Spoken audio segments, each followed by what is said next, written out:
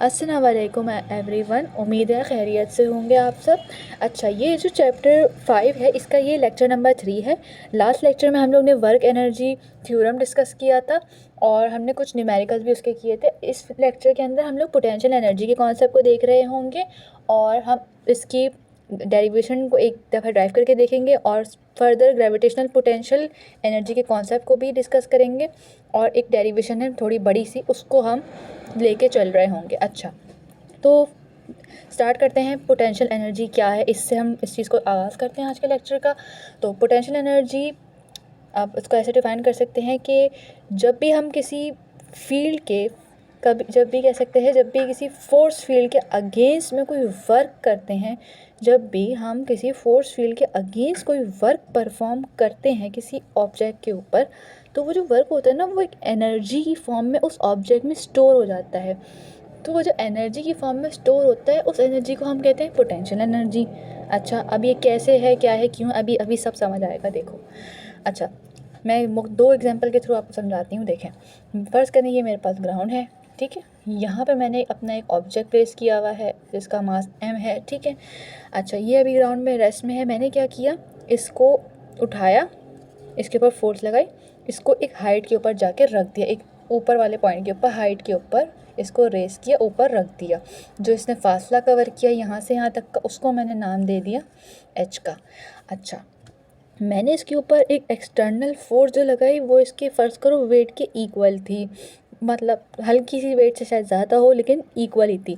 जैसे अगर फ़र्ज़ करो ये जो ब्लॉक है इसको ये पेन के इक्वली सपोज़ कर लो। मैंने ये जो पेन को उठाने के लिए ज़ाहिर इसको हाइट के ऊपर लेके जाना है, तो कोई ना कोई फोर्स लगाएंगे ना, खुद से तोड़ के नहीं जाने वाला ये। इसको जब हमने उठाया, लिफ्ट किया, तो मैंने जो इसके ऊपर ये जो फोर्स लगाई ना, एक्सटर्नल फोर्स, ये मेरा एक्सटर्नल काम है ना, ज़ाहिर एक्सटर्नल वर्क देंगे। मैंने इसको उठाया, ठीक है, तो इसका जो वेट था उसी के उससे थोड़ा सा मान लो ज़्यादा लगाया, थोड़ा सा बिल्कुल नैनो माइक्रो ज़्यादा लगाया, ठीक है। वो उठाया और इसको हमने ऊपर जाके रख दिया, ठीक है। जो एक्सटर्नल वर्क हमने किया वो इसके अंदर स्टोर हुआ है एज अ पोटेंशियल एनर्जी की फॉर्म में स्टोर हुआ है। अगर वर्क इसके अंदर स्टोर नहीं होता तो फिर ये ऑब्जेक्ट ही लिफ्ट नहीं होता। ज़ाहिर इसने अपने अंदर जो मैंने इसके ऊपर एनर्जी लगाई उसको उसने अपने अंदर स्टोर किया ना, जो मैंने इसके अंदर वर्क परफॉर्म किया, एक्सटर्नल वर्क किया है, वो इसने अपने अंदर स्टोर किया है, वरना ये ऊपर नहीं जाता। मिसाल के तौर पे एक और एग्जांपल लो इसकी।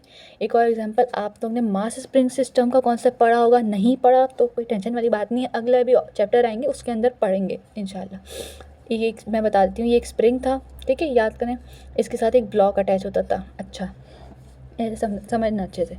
हम लोग ब्लॉक को क्या कर रहे होते थे, इधर हमने जब इसको स्ट्रेच करते थे, ठीक है, तो स्प्रिंग ब्लॉक तो वहाँ जा रहा है, ब्लॉक वहाँ जाता था, लेकिन स्प्रिंग क्या चाहता था कि ब्लॉक इसी जगह पे वापस आए। तो जब हम इसको खींच के लेके जाते थे कि क्यों जाता था और वापस फिर क्यों आता था, इसका मतलब है अपने अंदर एनर्जी को स्टोर करता था। उस सूरत में हम स्टोर्ड एनर्जी को कहते थे इलास्टिक पोटेंशियल एनर्जी, याद है। और यहाँ पर हम क्या कह रहे हैं, ग्रेविटेशनल पोटेंशियल एनर्जी, ठीक है। तो ये फ़र्क है पोटेंशियल एनर्जी और ग्रेविटेशनल पोटेंशियल एनर्जी में, ठीक है। यहाँ पे ग्रेविटेशनल पोटेंशियल एनर्जी क्यों कहा हमने, क्योंकि यहाँ पे under the influence of gravity मेरा काम हुआ है। ब्लॉक को ऊपर लेकर गए, अंदर नीचे डाउनवर्ड तो एफ जी ही एक्ट कर रही है ना, ग्रेविटेशनल फोर्स। यहाँ पे ब्लॉक को उधर लेके जब हम जाते हैं, चलो हम लोग लेफ़्ट की तरफ इसको जब खींचते हैं तो ये वापस अपनी ओरिजिनल पोजीशन में आएगा। क्यों हो रहा है ये, क्योंकि हम जब ब्लॉक को स्ट्रेच कर रहे हैं तो ये अपने अंदर वो एनर्जी को स्टोर कर रहा है। उसको याद करो बेटा, हम नाम देते थे इलास्टिक पोटेंशियल एनर्जी का। तो पोटेंशियल एनर्जी का कॉन्सेप्ट यहाँ से बात समझ आई। अब चलते हैं हम लोग इसकी ग्रेविटेशनल पोटेंशियल एनर्जी आपके कोर्स में उसकी एक डेरिवेशन करेंगे, ठीक है, उससे ये बात मज़ीद क्लियर होगी, ठीक है। अच्छा, तो अब हम ग्रेविटेशनल पोटेंशियल एनर्जी के कॉन्सेप्ट को देखते हैं और इसकी इक्वेशन को ड्राइव करते हैं, ठीक है। ग्रेविटेशनल पोटेंशियल एनर्जी मतलब ग्रेविटी के इन्फ्लुएंस के अंदर अब काम होगा, ठीक है। अब हमने यहाँ पे कंसिडर किया कि हमने एक ऑब्जेक्ट है, मेरे पास ऑब्जेक्ट है ऑफ मास m उसका मास है, यही फ़र्ज़ कर लो, ठीक है। उसको मैंने इस पॉइंट के ऊपर ले जाके रख दिया, ठीक है। वही को लेते हुए चलो h हाइट है, ठीक है। अच्छा देखो, जब ये यहाँ पे इनिशियली था, ठीक है, ग्राउंड के ऊपर था, तो मैंने इसके ऊपर एक एक्सटर्नल वर्क किया। अभी मैंने पिछले उसमें ये बात बताई ना कि एक दायरे हमने एक्सटर्नल वर्क किया, मतलब एक्सटर्नल फोर्स लगाई, ये समझ लो। चलो ठीक है, ऐसे देखो, एक्सटर्नल फोर्स लगाई, ये FEX मैंने कहा एक्सटर्नल फोर्स है, ठीक है। क्यों लगाई? ज़ाहिर है ऑब्जेक्ट को तो ऊपर लेके जाना था ना, तो एक्सटर्नल फोर्स तो लगेगी ना, हमें ऑब्जेक्ट को ऊपर लेके जाना है, फोर्स लगाए बगैर ऊपर तो जाना नहीं है उसने, ठीक है। एक्सटर्नल फोर्स लगाई, वो ऊपर चला गया। अच्छा, ये एक्सटर्नल फोर्स ऊपर की तरफ लगाई तभी तो ऊपर गया, लेकिन जो ग्रेविटेशनल फोर्स है बेटा उसकी डायरेक्शन तो नीचे ही है, ठीक है। ग्रेविटेशनल फोर्स कहाँ कर रही है? नीचे। अच्छा, अब देखो एक्सटर्नल वर्क क्या होगा मेरा? W external. एक्सटर्नल वर्क कौन सा वर्क है? इस ऑब्जेक्ट को ऊपर लेके जाने वाला वर्क, ठीक है। तो उसके लिए क्या होगा? वर्क का फॉर्मूला तो वही रहेगा, वो तो नहीं चेंज होता ना, ठीक है। वो क्या होगा? F.D। F क्या है हमारे पास? एक्सटर्नल फोर्स, एक्सटर्नल फोर्स, ठीक है, एक्सटर्नल फोर्स है। और D क्या है? डिस्टेंस, मतलब यानी कि हाइट हमारे पास, ये बता दिया मैंने। H हाइट हमने लगाई है यहाँ पे, H हाइट मतलब हम ऊपर लेके गए हैं इतना, ठीक है। डॉट प्रोडक्ट को खोलो, क्या आता है देखो, FEX H cos of theta. अब थीटा की वैल्यू 0 होगी एज़ यूजुअल। क्यों होगी 0? इससे ही पिछली वीडियो में बताया था, फोर्स की डायरेक्शन और एच की डायरेक्शन ऊपर है, मतलब सेम डायरेक्शन है, मोशन अप्लाइड फोर्स की डायरेक्शन में ही हो रहा है, तो फिर एंगल 0, ठीक है। कॉस 0 क्या होता है? 1 होता है। कैलकुलेटर में डाल के देख लीजिएगा, वैसे तो अब याद होनी चाहिए वैल्यू, इतनी दफ़ा मैंने बात बताई है। कॉस 0 1 होता है। एक्सटर्नल वर्क की वैल्यू हमारे पास क्या आ गई?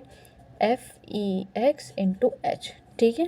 अच्छा, और F एक्सटर्नल फोर्स किसके इक्वल है मेरी? mg के मास के इक्वल है, मतलब mg के इक्वल है। एक्सटर्नल फोर्स मैंने बात बताई थी कि कितनी लगाई है मैंने external force. External mg weight मत समझ लीजिएगा, मैंने ये बात बताई थी ना पीछे कि एक्सटर्नल फोर्स कितनी लगाई मैंने, मतलब आप यही समझ लें वेट के बिल्कुल, वेट जो है इसका समझो, W उसका वेट है ना, तो वेट का थोड़ा सा ज़्यादा, हल्का सा ज़्यादा लगाई उससे, हल्का सा ज़्यादा, ठीक है। तो F एक्सटर्नल को मैंने अप्रॉक्स बिल्कुल mg के इक्वल ले लिया, ठीक है। यानी कि इसका मास, इसका मतलब वेट, सॉरी, वेट के ही इक्वल लगाई मैंने, वेट से नैनो से ज़्यादा है, मतलब वो इतना वो है कि हमने उसको वेट के ही इक्वल ले लिया। वेट क्या है? खुद mg है। ये जो mg है ये F एक्सटर्नल फोर्स है जो हमने लगाई है, ठीक है। ये आ गया वर्क डन, एक्सटर्नल वर्क, ठीक है। अब देखो, अब WG निकालो, ठीक है। WG क्या है? ग्रेविटेशनल वर्क, ग्रेविटेशनल फोर्स कितना वर्क कर रही है? वो कर ही रही है नीचे की तरफ, अभी निकालते हैं, ठीक है, वो भी निकालो। F.D, हाइट तो सेम ही है ना बेटा। ऑब्जेक्ट को अगर आप देखो नीचे पे गिरेगा, अगर ऑब्जेक्ट अब इस केस में नीचे अब देखो ऑब्जेक्ट अगर नीचे आएगा तो हाइट तो फिर भी ऐसी है ना बेटा, हाइट तो नहीं चेंज हो रही, वही हाइट ऊपर ले जाने में लगी, वही हाइट नीचे आ रहा है, ठीक है। इसके ऊपर ये वाली फोर्स नीचे लाने में, जब कोई ऑब्जेक्ट नीचे गिरता है तो वो under the influence of gravity गिरता है, तो इसके ऊपर ये फोर्स एक्ट कर रही होगी उस सूरत में, ठीक है। इसको ओपन करो जैसे अभी यहाँ किया, कोई ऐसा हार्ड एंड फास्ट इसके अंदर चीज़ नहीं है। FGH cos of theta. Angle क्या बन रहा है? हाइट तो चलो ऊपर की तरफ ही है ना, ये फोर्स नीचे की तरफ है, तो इधर एंगल क्या होगा? 180 डिग्री इस केस में, क्योंकि हाइट ये सॉरी जो फोर्स की डायरेक्शन है इस दफ़ा यहाँ नीचे की तरफ है। FG की डायरेक्शन यहाँ क्या केस था? एक्सटर्नल की डायरेक्शन ऊपर की तरफ थी ना, F एक्सटर्नल ऊपर की तरफ लग रही थी। अब यहाँ जो केस है ये ग्रेविटेशनल फोर्स के केस में ये नीचे की तरफ है ग्रेविटेशनल फोर्स की डायरेक्शन, तो यहाँ पे एंगल मेरा आया 180 डिग्री, कॉस ऑफ 180 डिग्री, जो कि इक्वल है कॉस 180 डिग्री क्या होता है? माइनस का 1। अच्छा, अब जो FG है उसकी वैल्यू mg के ही इक्वल है, ऑब्वियस ही बात है, वही वेट था जो हमने F एक्सटर्नल के केस में लिया हुआ था, ये हो गया माइनस MGH। अच्छा, अब यहाँ पे एक चीज़ देखो, क्या मैं ये कह सकती हूँ कि जो WG है वो नेगेटिव है एक्सटर्नल के work done by the gravitational force, negative में है work done of the external force. क्यों? देखो एक्सटर्नल फोर्स वाला वर्क ऊपर की तरफ हुआ और ये वाला वर्क नीचे की तरफ हो रहा है, अब तो मतलब एक दूसरे का अपोजिट है ना, तो मैंने इसके इक्वल ले लिया, नेगेटिव के इक्वल ले लिया उसको, ठीक है। अब देखो अच्छा, जो एक्सटर्नल वर्क है ना, एक्सटर्नल वर्क उसको मैंने पीछे आपको एक बात बताई थी कि जो एक्सटर्नल वर्क हुआ था इसको ले जाने के लिए ऊपर तक, यहाँ देखना पहले, ऑब्जेक्ट को ऊपर तक ले जाने में जो वर्क किया था, जो हमने फोर्स लगाई थी, वो इस ऑब्जेक्ट के अंदर स्टोर किसकी फॉर्म में हुई है? पोटेंशियल एनर्जी की फॉर्म में स्टोर हुई है ना। यहाँ मैंने अभी पीछे ये चीज़ बताई भी थी कि जो हमने ऑब्जेक्ट को ऊपर तक ले जाने में जो फोर्स लगाई, जो वर्क हमने परफॉर्म किया, एक्सटर्नल का नाम दिया हमने यहाँ पे, वो इक्वल किसकी हो गया, मतलब स्टोर किसकी फॉर्म में हो गया? पोटेंशियल एनर्जी की फॉर्म में हो गया ना। तो क्या मैं ये बात कह सकती हूँ कि एक्सटर्नल वर्क मेरा बराबर है पोटेंशियल एनर्जी के? ठीक है। अब जो पोटेंशियल एनर्जी है वो खुद किसकी इक्वल हो गई? माइनस का work done by the gravitational force. देखो क्या किया यहाँ पे, जो एक्सटर्नल वर्क था मेरा, उसकी जगह मैंने बस क्या लिखा है? Potential energy. कुछ ऐसा हार्ड एंड फास्ट चीज़ नहीं की, माइनस का साइन उधर भेज दिया। ठीक है। अब जो यहाँ पे डब्ल्यू जी है, मतलब वो वर्क डन, सॉरी इसको वेट मत समझते रहिएगा, ये डब्ल्यू जी ये ऐसे लिखा हुआ है बेटा, ये डब्ल्यू जी जो है ना, ये छोटा वाला लिखा हुआ है, इसको आप ये मत समझते रहिएगा, ये है। सही है। Potential energy is equals to minus का साइन बाहर, work done by the gravitational field को हमने खुद क्या लिया हुआ था? ये रहा माइनस का mgh। तो पोटेंशियल एनर्जी का फाइनल फार्मूला क्या बना? पोटेंशियल एनर्जी बराबर होती है mgh के। ठीक है। तो इस तरह पोटेंशियल एनर्जी का फार्मूला हमारे पास ड्राइव होता है ग्रेविटेशनल पोटेंशियल एनर्जी का। ठीक है। यहाँ ग्रेविटेशनल पोटेंशियल एनर्जी का फार्मूला mgh ही है। ठीक है। अब हम लोग इसमें आगे चलते हैं। अच्छा, अब हम लोग ने ग्रेविटेशनल पोटेंशियल एनर्जी का फार्मूला ड्राइव कर लिया। अब हम लोग एब्सोल्यूट ग्रेविटेशनल पोटेंशियल एनर्जी की जो एक डेरिवेशन है, वो थोड़ी, बल्कि थोड़ी नहीं, काफ़ी ज़्यादा लेंथी है, उसकी तरफ चलते हैं। लेकिन उससे पहले मैं एक दफ़ा रिकॉल और थोड़ा सा कर दूं जो मैंने अभी तक आपको बात बताई। मैंने आपको ये बात बताई कि अगर कोई भी ऑब्जेक्ट है, उसके ऊपर हम लोग कोई एक्सटर्नल वर्क परफॉर्म करते हैं, कोई एक्सटर्नल फोर्स लगाते हैं, एक्सटर्नल फोर्स लगाएंगे तो ऑब्वियसली बात है कोई वर्क परफॉर्म होगा, लाजिम है बेटा। अच्छा, तो फिर उसमें जो, जैसे मैंने अभी जो एग्जांपल दी कि ऑब्जेक्ट इसको मैंने हाइट के ऊपर लेके गई, मैंने इस ऑब्जेक्ट को इसके ऊपर वर्क मतलब फोर्स लगाई, तो वर्क, कोई एक्सटर्नल वर्क परफॉर्म हुआ। ठीक है। ये ऑब्जेक्ट हाइट के ऊपर रेस हो गया, सिंपल। ठीक है। तो जो मैंने इसके ऊपर फोर्स लगाई, वो जो फोर्स है वो वर्क में कन्वर्ट हुई। जो वर्क है वो as a potential energies object के अंदर स्टोर हुआ। जैसे मैंने इसके ऊपर मैंने बताया ना चीज़, एक्सटर्नल फोर्स लगाई, FEX लगाई। ठीक है। इसका ऑब्जेक्ट का अपना जो मास था वो था m, हाइट मैंने इसको रेस किया, h हाइट के ऊपर मैंने इसको ऊपर किया। ठीक है। तो इसके अंदर जो वो स्टोर हुई पोटेंशियल एनर्जी, जो इसके अंदर स्टोर हुई, वो हुई mgh। पोटेंशियल एनर्जी की डेरिवेशन, वो सॉरी, इसकी अगर आप उसको रिकॉल करें, अगर पोटेंशियल एनर्जी की वो डेफिनेशन को आप रिकॉल करना चाहते हैं, तो याद रखें, जब भी कभी फोर्स फील्ड के अगेंस्ट में वर्क करते हैं किसी भी बॉडी के ऊपर, तो वो जो बॉडी है वो अपने अंदर एक एनर्जी को स्टोर करती है। वो जो एनर्जी है ना, वो होती है पोटेंशियल एनर्जी। ठीक है। अब वो पोटेंशियल एनर्जी हो बहुत सारे टाइप की सकती है, ग्रेविटेशनल पोटेंशियल एनर्जी हो सकती है, इलास्टिक पोटेंशियल एनर्जी हो सकती है, इलेक्ट्रोस्टैटिक भी हो सकती है। अगर आपने, वो अलग है कॉन्सेप्ट आएगा फिर। अभी मैंने आपको मास स्प्रिंग सिस्टम के थ्रू भी समझाई थी ये बात। ठीक है, कि ये स्प्रिंग है, ये मास है, इसको जब हम खींचेंगे तो ये जो आगे जाएगा, ये क्यों जाएगा? आपने इसको खींचा है तो आपने इसके अंदर इसको फोर्स दिया, आपने इसके अंदर इसने अपने अंदर वर्क को स्टोर किया है, जो इसने अपने अंदर एनर्जी को स्टोर किया है, वो in the form of potential energy किया है। वो पोटेंशियल एनर्जी को याद करो, हम इधर बोलते थे इलास्टिक पोटेंशियल एनर्जी। उम्मीद है पोटेंशियल एनर्जी का ये वाला कॉन्सेप्ट आपको क्लियर हो गया होगा। और अभी भी अगर आपको क्लियर ना है तो आप लोग कमेंट में मुझसे पूछ सकते हैं, इंशाल्लाह मैं उधर आपको इस चीज़ का जवाब दे रही होंगी। चलें अब आगे चलते हैं, एब्सोल्यूट ग्रेविटेशनल पोटेंशियल एनर्जी की डेरिवेशन देखते हैं, जो कि थोड़ी सी लंबी है। Let's see. अच्छा, तो अब हम लोग एब्सोल्यूट ग्रेविटेशनल पोटेंशियल एनर्जी की एक इक्वेशन है, उसको ड्राइव करते हैं। ठीक है। सबसे पहले एब्सोल्यूट ग्रेविटेशनल पोटेंशियल एनर्जी और पोटेंशियल एनर्जी के दरमियान का डिफरेंस जान लें। जो पोटेंशियल एनर्जी थी वो जब हम कैलकुलेट करते हैं, मैंने शायद प्रीवियस वीडियो में चीज़ कराई होगी या बताई भी होगी, हर पॉइंट के ऊपर बेटा वो वेरी कर रही होती है। जैसे कि अब ये कोई पॉइंट है, ठीक है, अब मैंने पूरी टोटल हाइट समझो मेरी h है, इधर हाइट मैंने कवर की तो ये h1 है, तो इस पॉइंट के ऊपर पोटेंशियल एनर्जी अलग होगी, यहाँ पे पोटेंशियल एनर्जी अलग होगी। लेकिन एब्सोल्यूट ग्रेविटेशनल पोटेंशियल एनर्जी के केस में ऐसी कोई कहानी नहीं होती। एब्सोल्यूट ग्रेविटेशनल पोटेंशियल एनर्जी के केस में एब्सोल्यूट का मतलब आप यहाँ से बस जान ले कि असल पोटेंशियल एनर्जी। अब मैं ग्रेविटेशनल बार बार नहीं बोली, अंडरस्टूड हो जाए, कर लिएगा, ठीक है, लंबी हो जाएगी। असल, इसको आप असल बोल लीजिए। ये यानी कि ये सेम एनर्जी होगी, ठीक है, ये चेंज नहीं हो रही होगी। जैसे पोटेंशियल एनर्जी जो होती है वो वेरी कर रही होती है, ये वेरी नहीं कर रही होगी। अच्छा, तो अब हम लोग इसके जो डेरिवेशन है अब वो करेंगे। इसकी जो डेफिनेशन है वो सिंपल, वो जो आपकी किताब में लिखी हुई है वो है एब्सोल्यूट पोटेंशियल एनर्जी। एक एब्सोल्यूट पोटेंशियल एनर्जी एक ऐसे पॉइंट के ऊपर, जो एक एब्सोल्यूट पोटेंशियल एनर्जी एक पॉइंट के ऊपर वो होगी, उसके ऊपर जो जितना वर्क डन हुआ होगा इन्फिनिटी से जितना वर्क डन एक पॉइंट के ऊपर हुआ होगा वो उसकी होगी पॉइंट की एब्सोल्यूट पोटेंशियल एनर्जी। और यही definition absolute gravitational potential energy की भी है। अच्छा, तो अब हम क्या करेंगे, इसके अंदर सिंपल हम लोग जाएंगे ए टू बी। हम यहाँ ए से लेके बी तक पॉइंट के ऊपर जा रहे होंगे। आप अगर चाहें तो बी से ए तक आ जाएं, लेकिन ज़्यादा सही है आप लोग तरतीब से चलें, ठीक है, आपकी मर्ज़ी है। वैसे रिज़ल्ट उसका वैसे भी सेम ही आना है, ठीक है। हम लोग point A to B work done calculate करना शुरू होंगे।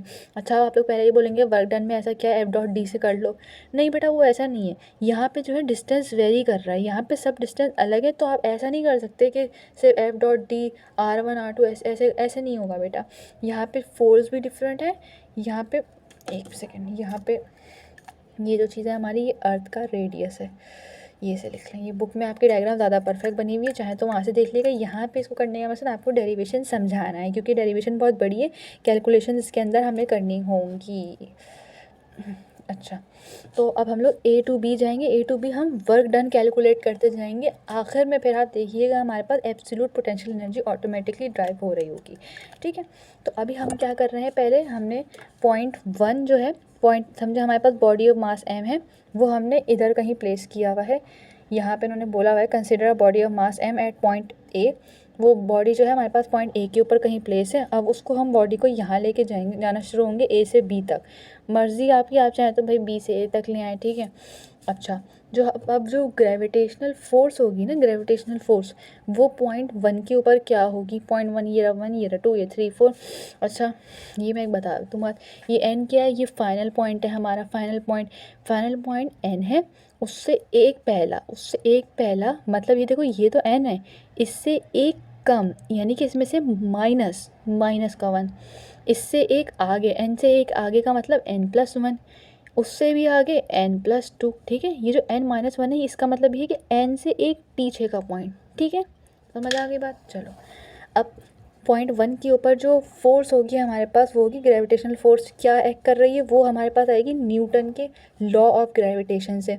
F = G m1m2/r², ठीक है, ये उधर से आई है हमारे पास। अब वो क्या होगी, पॉइंट 1 के लिए मैं निकाल रही हूँ, वो होगी F1 = नज़र आ रहा है क्लियर, G m/r²। m यहाँ पे क्या है, मास ऑफ बॉडी है, ठीक है। m क्या है, अर्थ का मास है, ठीक है। ये अर्थ को हमने यहाँ पे कंसिडर किया हुआ है। यहाँ पे हम, ये अर्थ है हमारी, ये इसका रेडियस है, और ये यहाँ पे बॉडी ऑफ मास m है, ये पॉइंट a है, b है। a से लेके b तक का हम वर्क डन कैलकुलेट करेंगे। उसके बाद हमें एब्सोल्यूट ग्रेविटेशनल पोटेंशियल एनर्जी मिलेगी, अभी वो हम आगे देखेंगे। अब पॉइंट 2 के लिए फोर्स निकालो आप लोग, ठीक है। वो क्या होगी, जी क्या है, ग्रेविटेशनल कांस्टेंट है, उम्मीद है बात पता होगी, R2 का स्क्वायर। m यहाँ पे ये वाला दोबारा क्यों आया, यहाँ के ऊपर हमने फोर्स निकाली तो ज़ाहिर हम इसी मास को कंसिडर कर रहे हैं ना, एक ये वाला मास और एक अर्थ का मास, तो ये यही वाला मास है। अच्छा, अब हम लोग क्या करेंगे, यहाँ पे ये जो पॉइंट 1 है और पॉइंट 2 के दरमियान का जो डिस्टेंस है ना, वो डेल्टा R है। डेल्टा R की वैल्यू यहाँ लिख लें, अभी से ही यहाँ पे लिख लें। डेरिवेशन थोड़ी लंबी है तो इक्वेशंस ज़रा गड़बड़ करेंगी थोड़ी। यहाँ पे अब हम क्या करेंगे, पॉइंट 1 से 2 तक का जो फासला है उसके दरमियान की अब मुझे फ़ोर्स चाहिए। उसकी दरमियान की फ़ोर्स कैसे आएगी, जब हम इन दोनों फोर्सेस का मीन ले लेंगे। मीन लेना आप लोगों ने आई होप सो मैथ्स में सीखा होगा। मीन कैसे लेते हैं, अर्थमेटिक मीन लिया करते थे ना, याद है। अर्थमेटिक मीन कैसे लेते थे, a+b/2 करके लेते थे ना। तो बस सिंपल यहाँ पर जब मुझे फोर्स चाहिए ना, बीच की फोर्स, यहाँ से यहाँ तक की फोर्स, तो हम इस फोर्स का पॉइंट 1 की फोर्स और पॉइंट 2 की फोर्स का सिंपल एवरेज ले लेंगे। एवरेज कैसे लेते थे, याद करें, मैथ में कराया ना, नहीं कराया, a+b/2 सिंपल, इन दोनों का एवरेज ले लिया। अच्छा, अब कैलकुलेशन करनी है थोड़ा सा इसके अंदर एहतियात करिएगा, यहाँ पे कैलकुलेशन करने में थोड़ी सी फंडे मारते हैं बच्चे। GMME F1 की वैल्यू रखें R1² प्लस GMME R2 का स्क्वायर अपॉन 2, ठीक है। यहाँ पे क्या करा, सिंपल F 1/2 बाहर, G ये वाला फैक्टर्स अंदर रखें, ठीक है। R1² प्लस GMME R2 का स्क्वायर। अच्छा, अब यहाँ से GMME दोनों में सेम है, इस फैक्टर को कॉमन आउट कर लें, ठीक है। कॉमन कर लिया, ठीक है, कॉमन ले लिया बाहर। ये 2 अंदर ब्रैकेट में क्या बचा, ब्रैकेट में बचा 1/R1² प्लस 1/R2 के स्क्वायर। एलसीएम ले लीजिएगा। अच्छा, मैं स्टेप कर ही दूँ, चलें। R1 का स्क्वायर प्लस 1/R2 का स्क्वायर, ठीक है। प्रैक्टिस की अच्छे से करिएगा, थोड़ी सी मुश्किल डेरिवेशन है, कैलकुलेशन आपकी स्ट्रांग होगी इससे। इसको उधर मल्टीप्लाई करें, एलसीएम लेंगे तो क्या होगा, ये उधर जाएगा, ये उधर जाएगा, क्रॉस मल्टीप्लिकेशन, R1 का स्क्वायर R2 का स्क्वायर, ठीक है। अब यहाँ पे क्या हुआ, यहाँ पे अब हम क्या करेंगे, सिंपल एक काम होगा, हमने यहाँ पे सिंपल हम R2 की वैल्यू लगाएंगे। R2 की वैल्यू कैसे आएगी, ये चीज़ें थोड़ी सी ना जहन में रखते जाइएगा। जैसे हमने डेल्टा R की मैंने भी ऊपर वैल्यू निकलवाई थी ना, R2 - R1, तो R2 की वैल्यू क्या होगी, डेल्टा R प्लस का R1, ठीक है। यहाँ पे वैल्यू रखें ME/2। R2 की वैल्यू क्या निकाली हमने, ये रही, R1 प्लस का डेल्टा R का होल स्क्वायर प्लस R1 का स्क्वायर डिवाइड में सिंपल R1 का स्क्वायर R2 का स्क्वायर। अगले पेज पे चलें। यहाँ पे a+b के होल स्क्वायर का फॉर्मूला अप्लाई होगा। बेटा खुदारा जहानत दिखाते हुए इसका स्क्वायर और इसका स्क्वायर अलग से ना कर दिएगा, खुदा के लिए इसके ऊपर a+b के होल स्क्वायर का फॉर्मूला लगेगा। a+b के होल स्क्वायर का फॉर्मूला उम्मीद करते हैं छोटी क्लासेस से पढ़ते हुए आ रहे होंगे, a² + 2ab + b², वो चीज़ यहाँ अप्लाई होगी। खुदा के लिए इधर स्क्वायर अलग से मत कर दिएगा, ठीक है। अब आगे चलें, उधर फार्मूला खोलेंगे, क्या था वहाँ पे, तो GMME/2, ठीक है। वहाँ पे फार्मूला खोलेगा। बेटा खुदा के लिए अलग से स्क्वायर मत कर दिएगा दोनों के ऊपर। a+b का whole square a² plus 2ab plus का b², ठीक है। R1² एज इट इज़ आया, वहाँ लिखा हुआ था पीछे, R1 का स्क्वायर डिवाइडेड बाय R2 का स्क्वायर। सिंपल काम हुआ। अब देखें, थोड़ा सा यहाँ पे देखिएगा, आपकी बुक में डायरेक्ट हुआ हुआ है, माशाल्लाह से गलतियाँ भी बहुत हैं, तो ज़रा देखिएगा। 2R1² 2R1 कैसे हुआ, R1 का स्क्वायर R1 का स्क्वायर ऐड हो गए, ठीक है। लाइक क्वान्टिटीज़ को ऐड कर दिया, 2R1 delta R plus delta R का होल स्क्वायर, सिंपल R1 का स्क्वायर R2 का स्क्वायर। अच्छा, अब एक बात सुने, यहाँ पे जो डेल्टा R डिस्टेंस है ना इन दोनों के दरमियान का, ये जो 0.1 और 2 है, ये मैंने तो इतना खुला बनाया है, वैसे ये जो डिस्टेंस है ना डेल्टा R, ये बहुत स्मॉल डिस्टेंस है। यहाँ पे हमने इसको बहुत स्मॉल डिस्टेंस लेके चल रहे हैं, ठीक है। अजम्पशन के मुताबिक हमारा ये जो डिस्टेंस है डेल्टा R, ये 1 और 2 के दरमियान बहुत छोटा डिस्टेंस है। तो जब किसी छोटी क्वांटिटी का हम स्क्वायर करते हैं, तो वो जैसे अभी फ़र्ज़ करो मेरे पास 0.00000000000 इतने ज़ीरो है, मतलब इसके आगे इनफाइनाइट टाइम्स और ज़ीरो लगाओ, कहीं जाके फिर 1 लगाओ, उसका स्क्वायर जब लोगे तो वैल्यू के ऊपर कोई फ़र्क नहीं पड़ेगा, ठीक है। मतलब कि अगर कोई बहुत इतनी, हमने अज्यूम ये किया हुआ है यहाँ पे कि जो डेल्टा R है इसकी वैल्यू इतनी छोटी है, मतलब 0.0000 अगले 2-3 साल तक आप 0 लगाते रहो, उतनी वो छोटी वैल्यू है। मतलब 0.00 यानी कि उतनी छोटी है कि इसका स्क्वायर भी कर दो तो उसके ऊपर कोई फ़र्क नहीं पड़ेगा। तो जो डेल्टा R का स्क्वायर वाली टर्म है, हम इसको निगलेक्ट कर देंगे। क्यों निगलेक्ट करेंगे, क्योंकि ये वैल्यू ऑलरेडी इतनी छोटी है कि निगलेक्ट करने के बराबर है, बिल्कुल, ठीक है। तो हमने डेल्टा R स्क्वायर वाली वैल्यू को निगलेक्ट कर दिया, ठीक है। मतलब कि डेल्टा R तो हमारे पास स्मॉल था, लेकिन उसके स्क्वायर करने से भी उसके ऊपर कोई फ़र्क नहीं पड़ने वाला, वो और मज़ीद छोटी हो जाएगी। यहाँ पे लिख दिएगा वैसे निगलेक्टिंग डेल्टा आर स्क्वायर, ठीक है। यहाँ पे अच्छा मैं स्टेप ही कर दूँ, 2r1 का स्क्वायर निगलेक्ट करा उसको हमने, 2r1 delta R divided by r1 का स्क्वायर r2 का स्क्वायर, ठीक है। अब हम यहाँ से क्या करेंगे, हम यहाँ पे 2 को कॉमन आउट करेंगे, ठीक है। 2 को कॉमन निकालिए,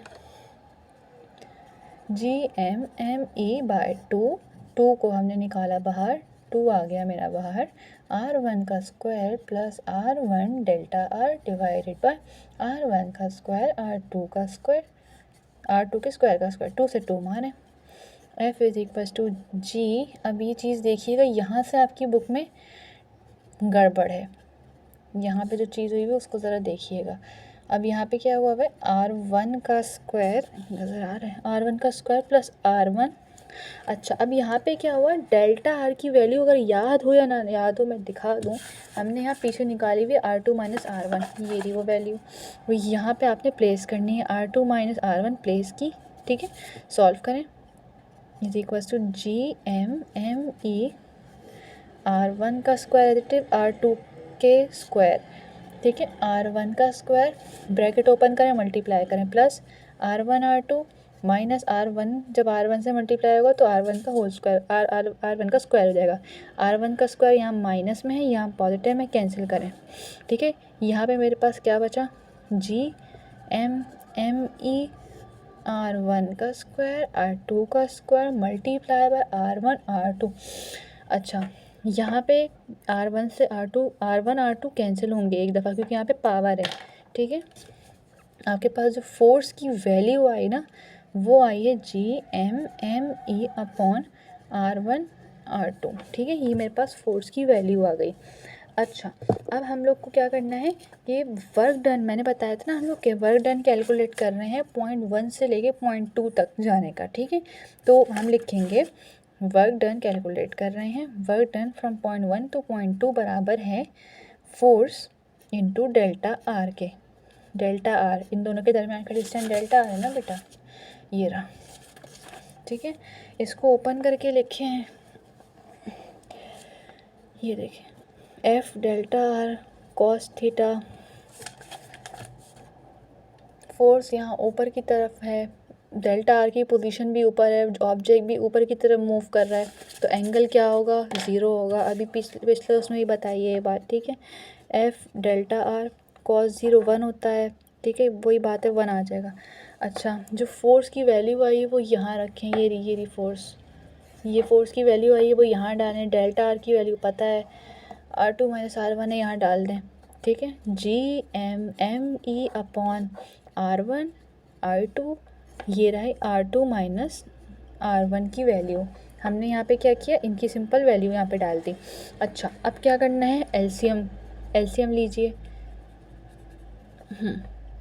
r2 माइनस r1, ये ऐसे लिखा हुआ है r1 r2, ठीक है। एलसीएम ब्रेक करें, GM_ME r2 नीचे आ गया r1 r2 minus r1, LCM break करना आता है ना बेटा, r1 r2, ठीक है। r2 से r2 कैंसिल करें, r1 से r1 कैंसिल करें, GM_ME यहाँ पे क्या बचा, कैंसिल हो गया, ये आया 1/r1 माइनस का 1/r2, ये मेरा वर्क डन आया है। ये मेरा वर्क डन कौन सा आया है, जब मैं 0.1 से 0.2 तक चली हूँ, ये मेरा वो वाला वर्क डन आया है। अच्छा तो अब सिमिलरली ये लंबी ना करते हुए हम क्या करेंगे कि ये जब 0.1 से 0.2 तक का वर्क ये है, तो 0.2 से 0.3 तक का वर्क क्या होगा, GM_ME तो कांस्टेंट ही है ना, ये वैल्यूज़ ये कांस्टेंट ही है ना बेटा। ग्रेविटेशनल कांस्टेंट की वैल्यू चेंज नहीं हो रही, मास चेंज नहीं हो रहा, वही मास को हम ले लेके जाते जा रहे हैं, हर जगह ख्वार हैं। ME क्या है, हमारे पास मास ऑफ अर्थ है, चेंज नहीं हो रहा, सिर्फ जो चेंजेस आएंगी वो यहाँ आएंगी। अब देखें वर्क डन फ्रॉम 1 to 2 ये था, फ्रॉम 2 to 3 क्या होगा, आप देखें वर्क डन फ्रॉम 0.2 to 0.3 क्या होगा बेटा, GM_ME एज इट इज़, ठीक है, 1/r2 माइनस 1/r3, सिंपल। 3 से 4 तक जाएंगे, ठीक है, 3 से 4 तक जाने में क्या होगा, GM_ME simple as it is 1/r3 minus 1/r2, R4। ये क्यों ऐसे हो रहा है? क्योंकि हम क्या करते हैं, R3 माइनस R4। देखें, मतलब जैसे हमने यहाँ पे किया ना, जब मेरा वर्क डन ये आया R1 माइनस R2, तो मैंने इन जनरल बना लिया कि फिर 2 से 3 तक जाने में क्या होगा, 2 माइनस 3, 3 से 4 तक जाने में क्या होगा, 3 माइनस 4। सिंपल ऐसे चलाया हमने, ठीक है। अच्छा, अब वर्क डन n-1 से n तक जाने में क्या होगा, जैसे 3 से 4 तक जाने में 1/R3 माइनस 1/R4 था, यहाँ पे होगा 1/Rn-1 माइनस 1/Rn। ठीक है, ये मेरे पास मैंने अभी पॉइंट्स का वर्क डन निकाला है, यहाँ से यहाँ तक, यहाँ से, तो ये ए से हम बी तक जा रहे हैं। 1 से 2 है, 2 से 3 है, 3 से 4, 4 से n-1, n-1 से n। बीच में और भी पॉइंट आए होंगे 4, 5, 6, 7, ये थोड़ा इन जनरल करके किया है, मतलब हमने यहाँ पे इन जनरल चलते हुए चले हैं। आगे बीच में आए होंगे 4, 5, 6, लेकिन हमने n-1 इंटू n 10 करके लिया यहाँ पे, ठीक है। अब हमने निकाला total work done in lifting the body from 1 से, यानी कि 1 से अप टू n जाने में कितना हमें वर्क डन रिक्वायर हुआ। तो हम क्या करेंगे, सिंपल, हमें जो टोटल वर्क डन है हमारा, हमने उसको W का नाम दे दिया। हमने क्या करेंगे, सारे वर्क डन को ऐड कर लेंगे, ठीक है।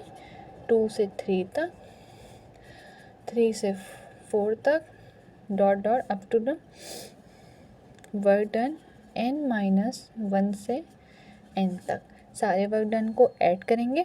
कैसे करेंगे ऐड, ये देखें, GMME 1/R1 minus 1/R2 plus 2 से 3 तक का work done, GMME small m है ये, ठीक है, 1/R2 minus 1/R3, GMME R3 वाला फैक्टर रखें, ये रहा, और आखिर में सबसे ये वाला फैक्टर आएगा, ये Rn वाला, ठीक है, n-1 से n तक जाने वाला, ठीक है।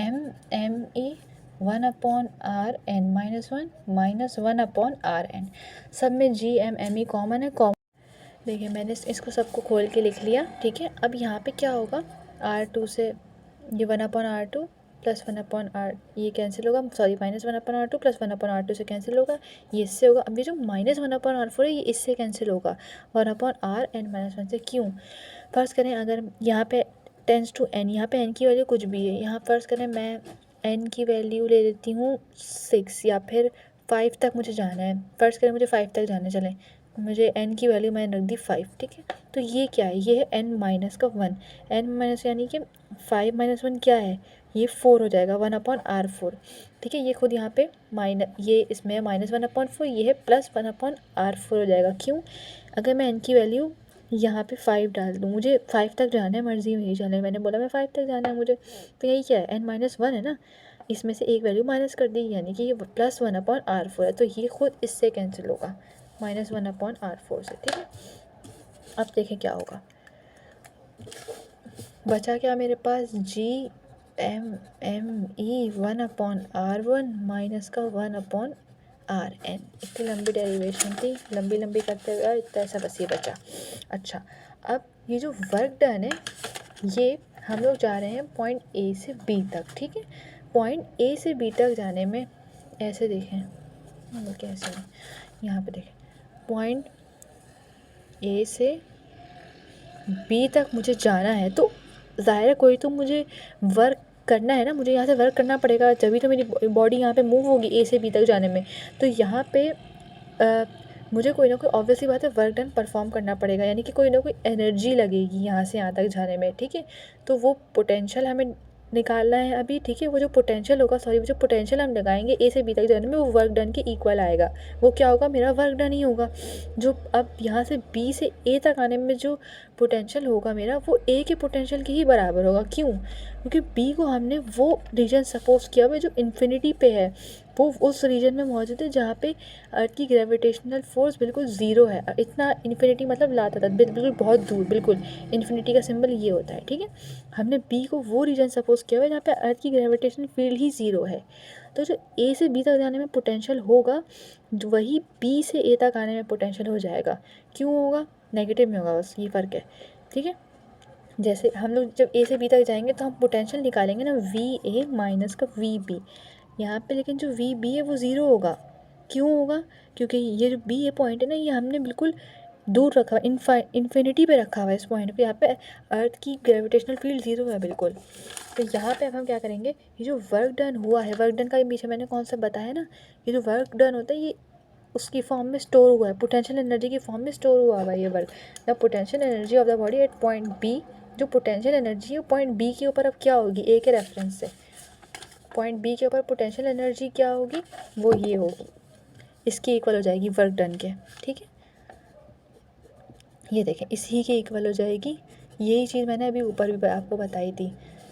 ये जो पोटेंशियल एनर्जी होगी पॉइंट बी के ऊपर, वो ए की फॉर्म में ही होगी, क्योंकि बी के ऊपर यानी कि बी के ऊपर ए से बी तक जाने में पोटेंशियल कोई ना कोई मुझे रिक्वायर हुआ है। ठीक है, ए से बी तक जाने में कोई मुझे पोटेंशियल रिक्वायर हुआ है। अब देखिए बी के केस में भी क्या होगा, बी जो है वो खुद 0 है बिल्कुल। क्यों? क्योंकि बी को 0 क्यों कह रहे हैं हम लोग, क्योंकि बी को हमने इनफाइनाइट जगह पे रखा हुआ है, इन्फिनिटी पे रखा हुआ है, जहाँ पे अर्थ की ग्रेविटेशनल फील्ड ही 0 है। तो बी के अब पोटेंशियल एनर्जी बी ए के ऊपर मुझे निकालनी है। ठीक है, क्योंकि बी रीजन तो बिल्कुल ही 0 हो चुका है। ठीक है, बी के ऊपर आप ए के ऊपर निकालते हैं बी के रेफरेंस। अब पोटेंशियल एनर्जी पॉइंट ए के ऊपर क्या है बी के रेफरेंस से, वो होगी नेगेटिव ऑफ वर्क डन, ये डेल्टा यू माइनस का डेल्टा माइनस डब्ल्यू के इक्वल। और वर्क डन हमारे पास क्या आया, ये रहा हमारा वर्क डन। ठीक है, डेल्टा यू, पोटेंशियल एनर्जी को हम लोग डेल्टा यू से डिनोट करते हैं। ये जो वाली है हमारे पास, ये है पॉइंट ए के ऊपर, ये वाली जो आई थी पॉइंट बी के ऊपर हमारी। ठीक है, यहाँ पे हमने लिख दी वर्क डन क्या आया था हमारे पास, ये रहा 1/r1 माइनस का 1/rn। ठीक है, अच्छा अब ये जो rn है इसको हम जो rn है हमारे पास, क्योंकि वो जो डिस्टेंस है वो इन्फिनिटी पे रखा हुआ है। ठीक है, ये इन्फिनिटी के ऊपर है। जैसे ए अगर मेरा यहाँ पे है अर्थ की ग्रेविटेशनल फील्ड के अंदर, तो बी बिल्कुल अर्थ की ग्रेविटेशनल फील्ड से बाहर है, तो ऑब्वियसली उसके ऊपर अर्थ की ग्रेविटी की फोर्स एक्ट ही नहीं करेगी, क्योंकि वो बिल्कुल बहुत दूर रखा हुआ है ना ऑब्वियसली। ठीक है, तो ये वाला जो डिस्टेंस होगा ना rn, इसको हम 0 ले लेंगे। कैसे लेंगे देखें, यहाँ पे डेल्टा यू लिखा हुआ था, delta U minus GMME upon 1/r1, यहाँ पे माइनस का 1/इन्फिनिटी जो होता है वो 0 के इक्वल होता है। ठीक है, माइनस का GMME, ये आ जाएगा सिंपल 1/r1 के इक्वल। ठीक है, ये आ गई मेरी पोटेंशियल एनर्जी आ गई। अगर बी, ये जो हमने 1/इन्फिनिटी लिए क्यों लिए, क्योंकि मैंने ये बात बताई कि जो पॉइंट बी है वो बिल्कुल बाहर रखा हुआ है अर्थ की ग्रेविटेशनल फील्ड से बिल्कुल बाहर। ये जो हमारे पास पोटेंशियल एनर्जी आई है, ये हमारे पास पॉइंट ए के ऊपर जो है वही हमारी एब्सोल्यूट पोटेंशियल एनर्जी है। एब्सोल्यूट पोटेंशियल एनर्जी कैसे है, हमने एब्सोल्यूट पोटेंशियल एनर्जी की डेफिनेशन क्या पढ़ी थी कि energy at a point is the amount of work done in moving a body from infinity to the point. अच्छा, इन्फिनिटी से पॉइंट के ऊपर आने तक का वर्क डन, लेकिन हम कहाँ गए, हम यहाँ से इनिशियल पॉइंट से इन्फिनिटी तक गए हैं, लेकिन हमने यहाँ पे ये चीज़ की भी, तो हमने यहाँ पे ये किया ना, पॉइंट ए के ऊपर हमने वर्क डन क्या लिया हुआ है, माइनस में लिया, ये माइनस में लिया, बी से ए में आने में माइनस में होगा। ये मैंने आपको पिछले लेक्चर में बात पढ़ाई है कि प्लस, यहाँ अगर ए से बी तक जा रहे हैं तो प्लस डब्ल्यू, बी से वापसी में आने में माइनस डब्ल्यू, ये वाला कॉन्सेप्ट हमने यहाँ अप्लाई कर दिया। ठीक है, लेकिन अगर हम बी से ए तक अगर आप आएंगे, इन्फिनिटी से यहाँ नीचे तक आएंगे, तो फिर वो प्लस डब्ल्यू ही उसको आप लेते रहिएगा। ठीक है, यहाँ पे हमने प्रोसेस को उल्टा करके करा था, जैसे आपकी बिल्कुल बुक में हुआ है बिल्कुल वैसे हुआ है, कॉन्सेप्ट को आपने कंफ्यूज नहीं करना है। ठीक है, तो ये जो मेरे पास पोटेंशियल एनर्जी है, यही मेरी एब्सोल्यूट पोटेंशियल एनर्जी है। किताब में इसकी डेफिनेशन पढ़िएगा और ज़्यादा चीज़ आपको मज़ीद इंशाल्लाह क्लियर हो जाएगी। अगर तब भी ना हो, आप मुझे कमेंट सेक्शन में बता दिएगा, मैं पूरा ट्राई करूँगी कि आपकी कन्फ्यूजन क्लियर हो जाए इंशाल्लाह। Potential energy absolute potential energy के इक्वल है, जो कि इक्वल है डेल्टा यू के। डेल्टा यू हमने किस चीज़ के इक्वल ड्राइव करा, ये रहा माइनस GMME अपॉन r1। ठीक है, अगर हम यहाँ पे एक और आपकी बुक में स्टेप हुआ है, अगर जो r1 रेडियस है हमारा, इसको हम रेडियस ऑफ अर्थ के इक्वल ले लेते हैं, इनके अकॉर्डिंग इधर लिखा हुआ है if RE be the radius of the earth, तो फिर absolute potential energy of the body at the surface of earth के ऊपर उन्होंने फिर बोला है पोटेंशियल एब्सोल्यूट पोटेंशियल एनर्जी बराबर हो जाएगी माइनस GMME, r1 की जगह RE। ठीक है, ये आ गई हमारे पास एब्सोल्यूट पोटेंशियल एनर्जी की डेरिवेशन ड्राइव हो गई। अच्छा, इसके अंदर अगर कोई कन्फ्यूज़न हो तो आप पूछ लीजिएगा, मैं पूरी ट्राई करूँगी कि आपका क्वेरी क्लियर हो जाए। ठीक है, अच्छा इसके अंदर अब एक और छोटा सा केस है कि absolute potential energy at certain height. अच्छा, अब यहाँ पे क्या एज्यूम हुआ हुआ है, ये हमारे पास अर्थ है। ठीक है, अर्थ का रेडियस हमारे पास आर ई है, हमने एक बॉडी को उसके ऊपर प्लेस कर दिया एट अ हाइट एच, और ये जो एच है हमारे पास हमने एज्यूम किया हुआ है कि very very very very very small है than the radius of the earth. तो फिर उस सूरत में एब्सोल्यूट पोटेंशियल एनर्जी क्या होगी। ठीक है, हमें यहाँ पे केस बी है हमारे पास। ठीक है, हमें एब्सोल्यूट पोटेंशियल एनर्जी का ऑलरेडी फार्मूला पता है, ये हमारे पास ड्राइव होके आया है G M E upon R E के इक्वल आया है। ठीक है, अब यहाँ पे क्या हुआ है, ये जो आर ई है इसके अंदर हमने डिस्टेंस को ऐड करा, क्योंकि हम इतना डिस्टेंस ऊपर गए हैं ना, तो अब हमें ओवरऑल पोटेंशियल एनर्जी चाहिए, आर ई प्लस एच आएगा यहाँ पे। क्यों, क्योंकि हमने ये एक डिस्टेंस और इसके अंदर मिला के बात कर रहे हैं। अब minus G M E R E plus H. अब देखें यहाँ पे क्या होगा, माइनस जी एम ई, ये स्मॉल है बेटा, यहाँ से हम लोग क्या करेंगे, हम यहाँ से आर ई को कॉमन लेंगे। आर ई को जब कॉमन लेंगे तो इस साइड पे 1 आ जाएगा, प्लस कॉमन लेना उम्मीद करता है आप सबको आता होगा। ठीक है, अब यहाँ पे जो डिनोमिनेटर में ये फैक्टर है इसके ऊपर पावर +1 है। मैथ्स का रूल होता है कि अगर कोई चीज़ डिनोमिनेटर में हो उसको हम न्यूमरेटर में शिफ्ट कर रहे हैं तो पावर जो होती है वो नेगेटिव हो जाती है। ठीक है, आर ई, उम्मीद करती हूँ ये बात आप लोग को पता होगी। बेटा खुदारा न्यूटन बन के ये प्लस जो है इसको माइनस मत कर दिएगा, पावर नेगेटिव होती है। ठीक है, 1/h/RE -1। ठीक है, अब यहाँ पे जो है हमारे पास एक एक्सपेंशन होगी, उसको हम कहते हैं बायनॉमियल एक्सपेंशन। यहाँ पे हम लोग इसकी बायनॉमियल एक्सपेंशन करेंगे। अच्छा, ये जो है इसको ऐसे करेंगे, एक बायनॉमियल एक्सपेंशन का फॉर्मूला होता है 1 + x⁻1 बराबर होता है 1 - x + x² - x³ और ये जो एक्सपेंशन है बायनॉमियल एक्सपेंशन जो होती है वो इन्फिनिटी तक चलती ही रहती है। ठीक है, अब यहाँ पे इसको देखें, ये 1 है, x की वैल्यू क्या है h/RE, एन यहाँ पे -1 है, सॉरी मतलब ये -1 है, ये एक एक्सपेंशन है, ये आप फार्मूला याद कर लीजिएगा। ठीक है, अब एब्सोल्यूट पोटेंशियल एनर्जी सिंपल हमने एज इट इज़ रखा, ये वाला फैक्टर माइनस, तो ऑप्शन हम ऐसे निकाल लेते हैं, पहले हम 1 + h/RE की सिंपल वैल्यू निकाल लेते हैं, फिर हम वो यहाँ सब्सटीट्यूट कर लेंगे, ज़िंदगी आसान बनाए। इस इक्वेशन को b का नाम दें, 1 + h/RE की वैल्यू निकाल रहे हैं अभी। ठीक है, 1 फॉर्मूला में देखें, 1 minus as it is, x की वैल्यू क्या बोली मैंने, h/RE बोली मैंने, प्लस प्लस। ठीक है, h/RE क्या, x क्या है मेरा, ये है h/RE, h/RE का स्क्वायर माइनस x की वैल्यू क्या है, h/RE का क्यूब। अब यहाँ पे मेरी बात सुनो, देखो हमने क्या एज्यूम किया हुआ है कि h जो है very very very very smaller than the radius of earth है। ठीक है, तो जो h की मतलब वही बात आ गई कि इतनी छोटी वैल्यू कि हम उसका स्क्वायर भी कर देंगे तो उस वैल्यू के ऊपर कोई फ़र्क नहीं पड़ रहा होगा। ठीक है, तो हम क्या करेंगे, सिंपल यहाँ पे जो हायर पावर्स होती हैं ना इनको निगलेक्ट करेंगे यहाँ पे। ठीक है, यहाँ पे हमने हायर पावर को लिख दिएगा, neglecting the higher powers because h is very very very smaller than the radius of the earth.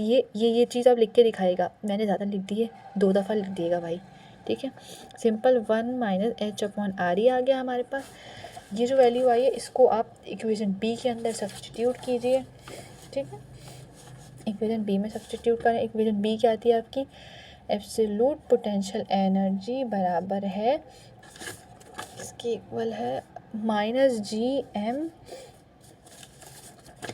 Minus का GM/RE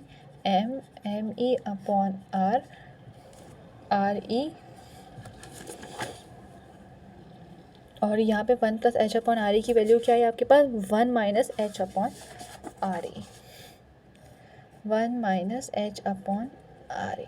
ठीक है, आपकी बुक के अंदर गड़बड़ हुई हुई है थोड़ी सी। ठीक है, लेकिन ये हमारे पास फाइनल एक्सप्रेशन आ गई। उम्मीद करती हूँ कि ये डेरिवेशन आप लोग को समझ आई होगी, आई होप सो।